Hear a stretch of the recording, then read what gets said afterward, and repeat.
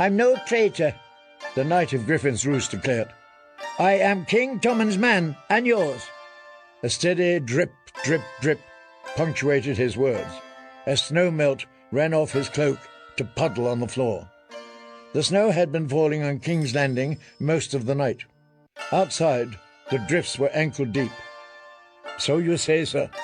Words are wind. Then let me prove the truth of them with my sword. The light of the torches made a fiery blaze of Ronnet Connington's long red hair and beard. Send me against my uncle, and I will bring you back his head, and the head of this false dragon too.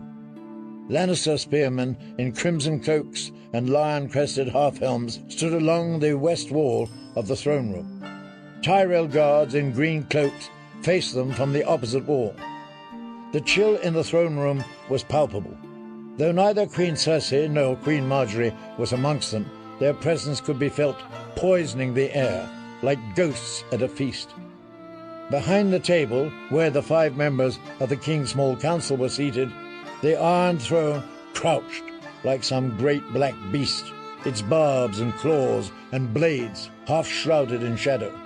Kevin Lannister could feel it at his back, an itch between the shoulder blades. Today, the throne was empty. He had seen no reason for Tommen to join them. Mace Tyrell was speaking. We shall deal with your uncle and his feigned boy in due time. The new king's hand was seated on an oaken throne carved in the shape of a hand. You will bide here until we are ready to march. Then you shall have the chance to prove your loyalty. Sir Kevin took no issue with that. Escort Sir Ronnet back to his chambers, he said. Supposedly the sellswords who had landed in the south were being led by one of his own blood. Grand Maester Pycelle gave a ponderous shake of his head. His uncle once stood just where the boy was standing now and told King Aerys how he would deliver him the head of Robert Baratheon. How many men-at-arms accompanied Sir Ronnet to the city? Sir Kevin asked. 20, said Lord Randall Tarley, and most of them Gregor Clegane's old lot. Your nephew Jaime gave them to Connington. They had not been in Maidenpool a day before one killed a man, and another was accused of rape. If it were up to me, I would send them all to the Night's Watch. The Wall is where such scum belong.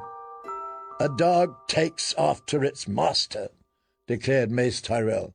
Black cloaks would suit them, I agree. 100 of his own High Garden men had been added to the gold cloaks, yet plainly his lordship meant to resist any balancing infusion of Westermen. Kevin Lannister was beginning to understand why Cersei had grown so resentful of the Tyrells. The Mountain's men were always fighters, he said in a conciliatory tone, and we may have need of every sword against these sellswords.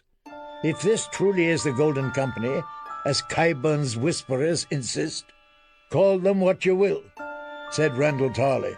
They are still no more than adventurers. Perhaps, but the longer we ignore these adventurers, the stronger they grow. We have had a map prepared. Grand Maester? Here. Pycelle pointed with a spotted hand. Here and here, all along the coast and on the islands. And now we have reports that Connington is moving on Storm's End. If it is John Connington, said Randall Tarley.